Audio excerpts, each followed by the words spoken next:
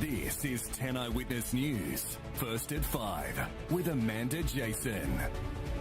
Good evening. First tonight, after admitting they'd made fatal errors before the attacks on Brussels, Belgian authorities are now doing all they can to catch those responsible.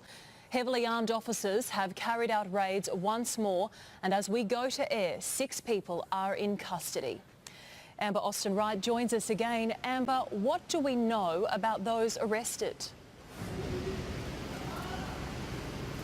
Well, Amanda, the arrests were made in multiple locations across the city, but there's no word yet on the identities of these suspects or their possible connections with these attacks. But these house-to-house searches have taken place around the same time another suspect was arrested in France, and it's understood that he was in the advanced stages of planning a future attack.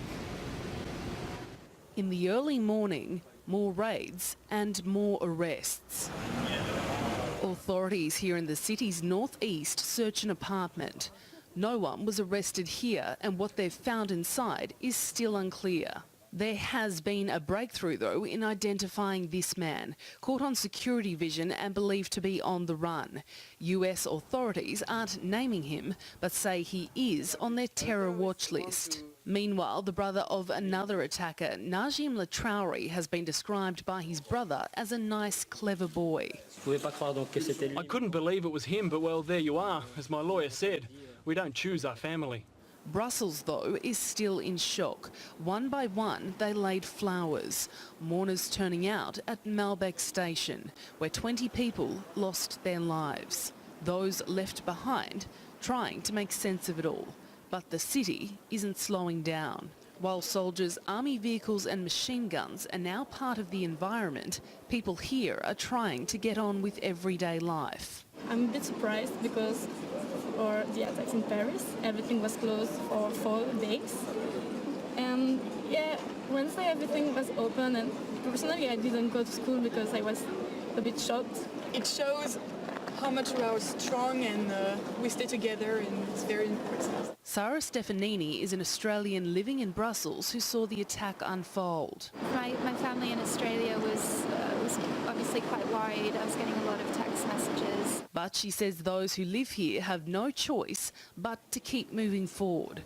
Crowds lined up for hundreds of metres when Eurostar train services resumed just in time for the Easter weekend. It's very crowded, but it was quiet from London to here, but then, of course, there's a lot of enforcement here.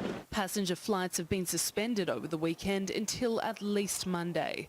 The city's rail network is operating under heavy guard. I'm a little bit scared to take it now, but I will begin to take it, but not now. This is the reality of a nation at war.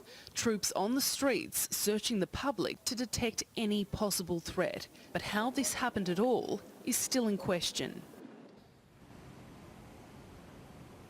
And Amber, we have some more details too about the terrorist Salah Abdeslam. Amanda, Salah Abdeslam, the Paris terror suspect who was arrested 4 days before these attacks, has briefly appeared in court, and he's had a change of mind. His lawyer says he will no longer be fighting his extradition to France. But it has also emerged that investigators questioned Abdeslam for only an hour after he's arrested. So there does appear to be some significant failings by security. And 2 Belgian ministers have offered their resignation following serious criticism over these mistakes, but their resignations have been rejected by the Prime Minister. Thank you, Amber.